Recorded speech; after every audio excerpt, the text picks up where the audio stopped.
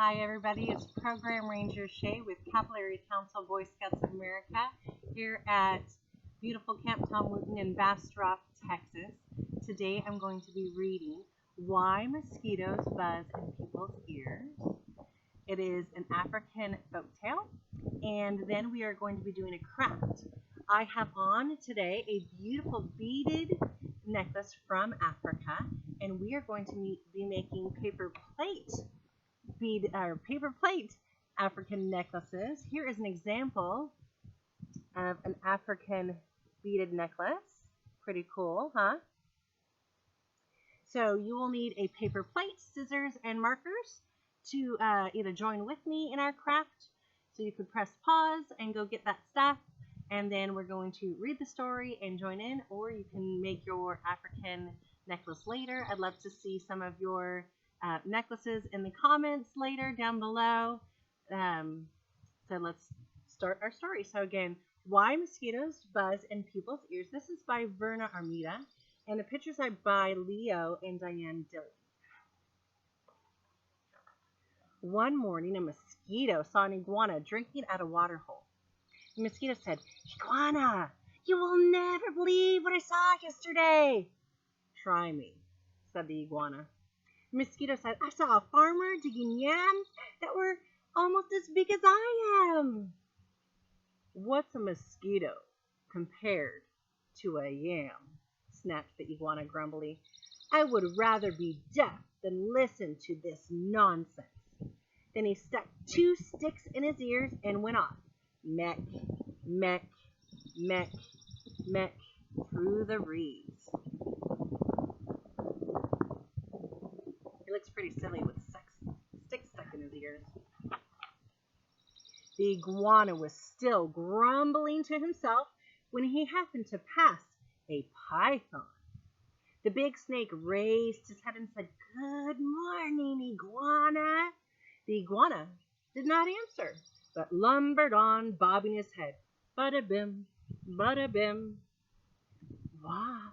Now why won't he speak to me?" said the python to himself. "Iguana must be angry about something. I'm afraid he is plotting some mischief against me." He began looking for somewhere to hide.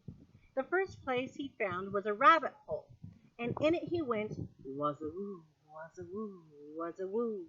Then the rabbit saw the big snake coming into her burrow. She was terrified. She scurried out through her back way and bounded creak, creak, creak across the clearing.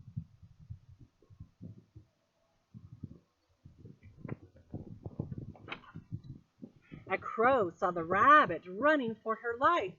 He flew into the forest crying, "Caw, caw, caw." It was his duty to spread the alarm in case of danger. The monkey heard the crow. He was sure that some dangerous beast was prowling near. He began screeching and leaping, "Hickey-willy, gilly-willy," through the trees to help warn the other animals. As the monkey was crashing through the tree tops, he happened to land on a dead limb. It broke and it fell on the owl's nest, killing one of the owlets.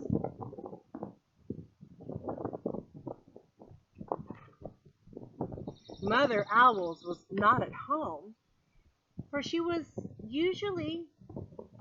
usually hunting through the night, and this morning she was still out searching for one more little tidbit to satisfy her hungry babies. When she returned to her nest, she found one of them dead. Her other children told her that the monkey had killed it. All that day and all that night she sat in her tree, so sad, so sad, so sad.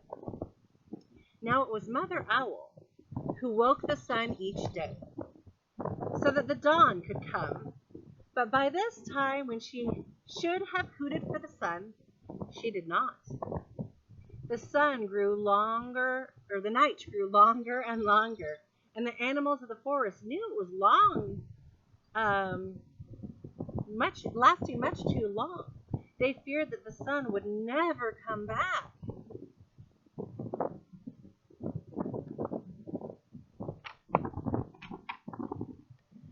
After at last King Lion called a meeting of the animals. They came and sat down, him, around the council fire. Mother Owl did not come, so the antelope was sent to fetch her. When she arrived, King Lion said, Mother Owl, why have you not called the sun?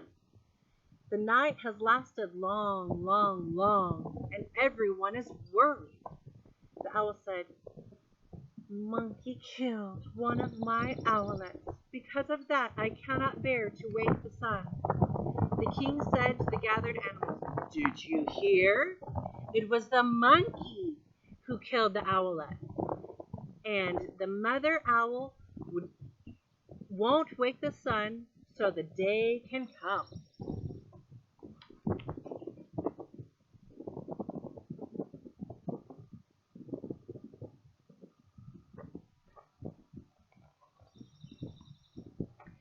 Then King Lion called to the monkey. It's getting windy. He came before him nervously, glancing around from side to side. Rim. Monkey, said the king, why did you kill one of the mother owl's babies? Oh, king, said the monkey, it was the crow's fault. He was calling to warn us of danger, and I went leaping through the trees to help, and a limb broke under me, and it fell tough on the owl's nest. The king said to the council, So it was the crow who alarmed the monkey, who killed the owlet, and now Mother Owl won't wake the sun so that the day can come.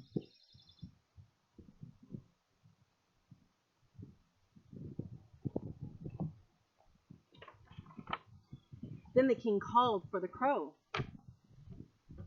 That big bird came flapping and he said, King Lion, it was the rabbit's fault. I saw her running for her life in the daytime. Wasn't it enough reason to spread an alarm? The king nodded his head and said to the council, So it was Rabbit who startled the crow, who alarmed the monkey, who killed the owlet, and now Mother Owl won't wake the sun so that day can come.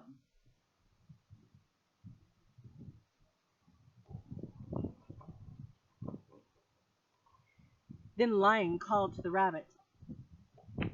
The timid little creature stood before him, one trembling paw drawn up in uncertainty.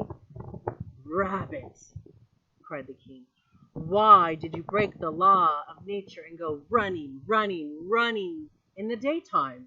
Oh, king, said the rabbit, it was the python's fault. I was in my house minding my own business when that big snake came in and he chased me out. The king said to the council, So it was the python who scared the rabbit, who startled the crow, who alarmed the monkey, who killed the owlet. And now Mother Owl won't wake the sun so the day can come.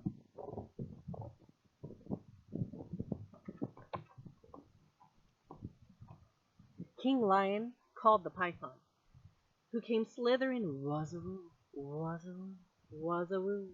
past the other animals. My king, he cried, it was the iguana's fault.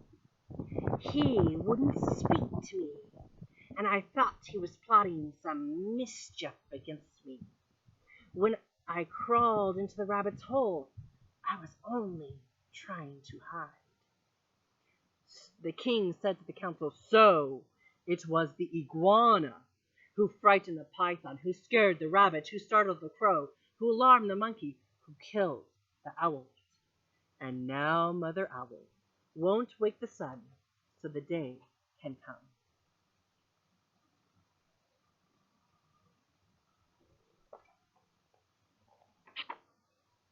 Now the iguana was not at the meeting, for he had not heard the summons. The antelope was sent to fetch him. All the animals laughed when they saw the iguana coming. Bada bim, with sticks still stuck in his ears. The king lion pulled out the sticks. Prump, frump. Then he asked, Iguana, what evil have you been plotting against the python? None at all, cried the iguana. "Python is my friend." "Then why wouldn't you say good morning to me?" demanded the snake.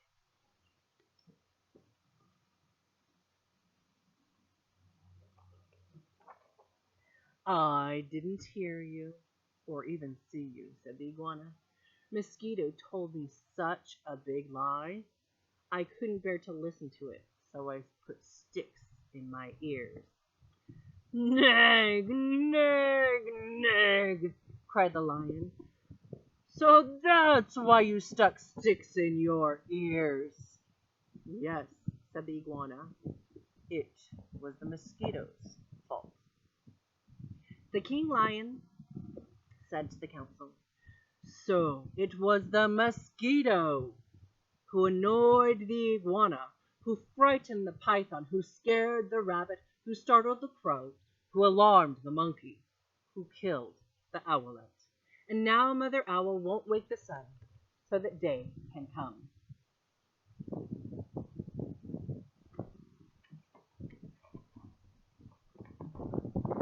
"Punish the mosquito! Punish the mosquito!" cried all the animals. When Mother Owl heard that, she was satisfied. She turned her head toward the east and hooted, "Hoo! Hoo! Hoo!" And the sun came up. The sun.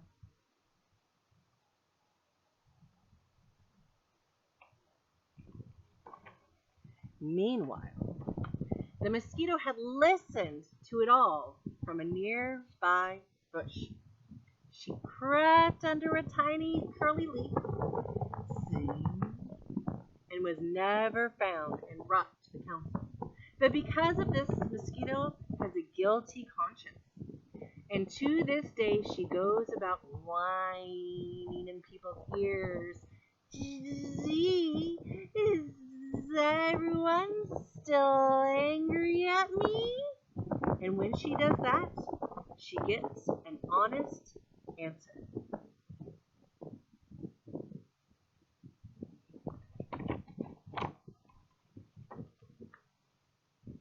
Kapow! Slapping those mosquitoes.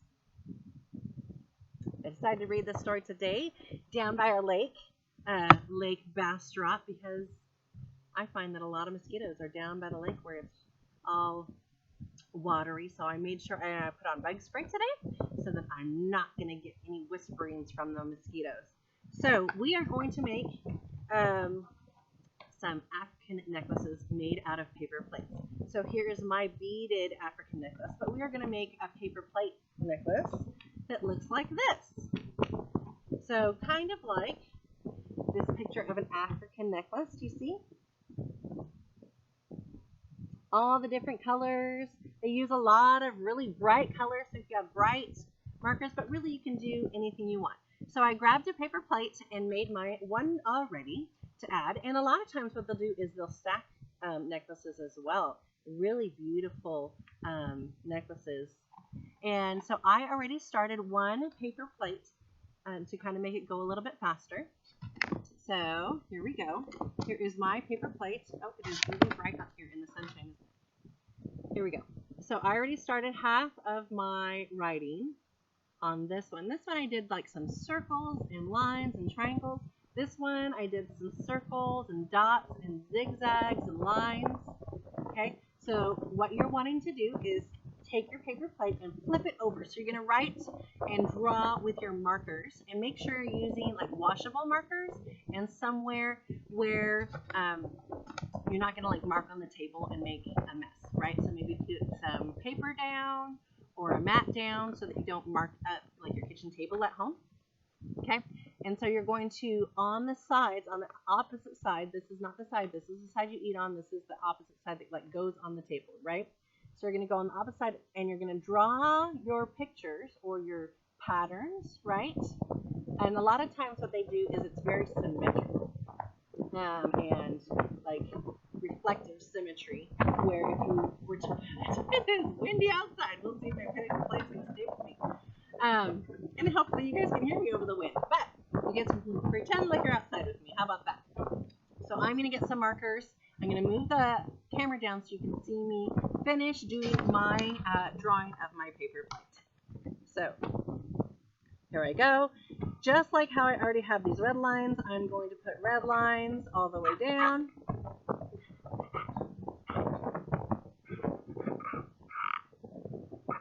And again, you just have to do your best. Just have fun with this. It doesn't have to look anything like mine. You can do whatever patterns you want to do for your plate necklace. And some zigzags. I'm trying to make mine, each of my little sections, similar. You don't have to do that, but that's what I chose to do. Just to kind of make them symmetrical. They're not exactly perfect, and that's okay. I'm having fun with it. Now I'm going to take some orange. They like a lot of bright colors. I do too. You can use bright colors or more pale colors. That is up to you.